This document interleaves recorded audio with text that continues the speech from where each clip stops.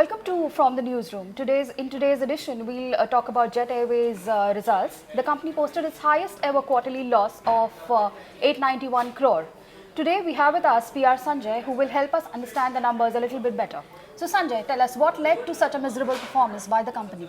Before explaining the numbers in detail, I would like to tell a few things. One is Jet Airways is the second largest airline by passenger carried, and this is the worst ever quarterly performance for Jet Airways, and this is the third consecutive quarter loss which Jet Airways is making. So technically, this also reflect the health of Indian airlines, and if Jet, such a big airline, is posting this worst performance, it is bound to other small airlines like Go Air or Indigo, or for that matter SpiceJet or even grounded Kingfisher are supposed to make these kind of numbers. So that is one. And second thing, coming to your question, what the key things what led to Jet Airways this worst disastrous performance rather is one is rupee depreciation, and one is weak demand, intense competition, and structurally if you could see the sales has gone up marginally 1.8% for Jet, but they posted this profit, which would mean there was a lot of pricing pressure,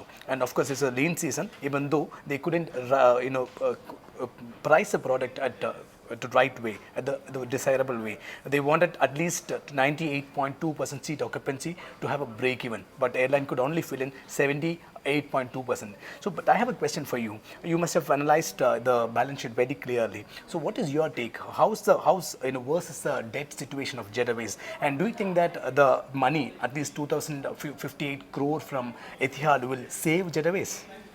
Yeah, Sanjay, that's a good question. So the problem with Jet is, apart from the fact that the numbers have been so bad for the September quarter, is that the balance sheet has become worse. So for the half year ended September also, the first half has been really bad, which has meant that the company's net worth has worsened from what it was at the end of March. That is one thing. So, and another part of the problem is that the debt numbers have also increased.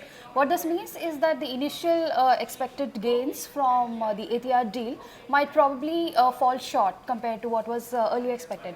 Interestingly, shareholders also seem to sort of agree to this view, because the stock price has not really moved much from the time the rumors had started about this deal.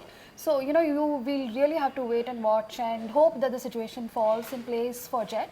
And other than that, the September quarter will look slightly better than the December quarter will look a little better than the September quarter. So that is some sort of glimmer of hope in the near term. But in generally, it's tough times ahead for Jet Airways and for other Indian airline companies. How do you see it? So you, like you said, even SpiceJet and Kingfisher sort of will post bad numbers, which was anyway expected because of the lean quarter. The only hope is that December should look better because it's a stronger season and yields will be stronger. But I don't think we are going to see like these companies post profits for the year. At least that's probably not going to happen. Thank you. Thank you, Pallavi. That's all for us. And for more updates, please log on to www.liveman.com.